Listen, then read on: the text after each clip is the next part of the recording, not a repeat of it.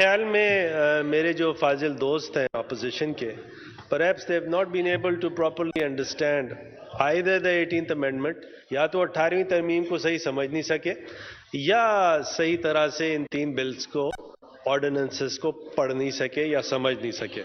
پہلی بات تو یہ ہے کہ جیسے انہوں نے فرمایا کہ منی لانڈرنگ کے جو کیسز ہیں وہ الائیو ہیں. وہ منی لانڈرنگ کے کیسز الائیو اس لیے ہیں کیونکہ جو منی لانڈرنگ کا جو اسٹیچوٹ ہے, عاملہ ہے, وہ اس کے تحت جو پیرنٹ اوفینس ہے وہ وہاں سے جنریٹ ہوتا ہے, نمبر 1.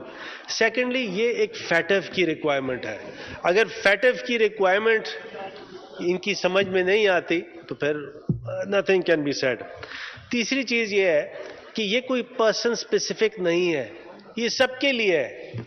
یعنی پہلے جو یہ ایک ریکوائرمنٹ تھی کہ ایک ہی ٹینیور ہوا کرے گا, چاہے نیب کا چیئرمین ہو یا پروسیکیوٹر جنرل ہو, تو اب وہ ریکوائرمنٹ نہیں ہے. وہ بعد میں جو بھی ہوتا ہے اس کے لیے یہ قدغن نہیں ہوگی. تو یہ کہنا ہے کہ یہ پرسن اسپیسیفک ہے, یہ بالکل غلط ہے.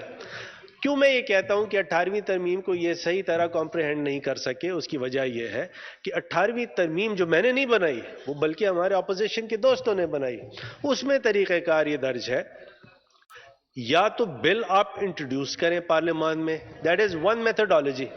دوسری میتھڈالوجی یہ ہے کہ آرڈیننس بنائیں اور آرڈیننس لے کریں پارلیمنٹ میں. تو یہ 2 پیرلل طریقہ کار ہیں لیجسلیشن کے. تو 18ویں ترمیم تو آپ نے بنائی, ہم تو اس کو فالو کر رہے ہیں. تو یہ میرے خیال میں ناسمجھی کی باتیں ہیں. With the highest respect at my regard, at my command. سر اس پہ آپ ووٹ کرا لیں, دیکھ لیں پاس ہوتا ہے. جی محمود بشیر ورک صاحب.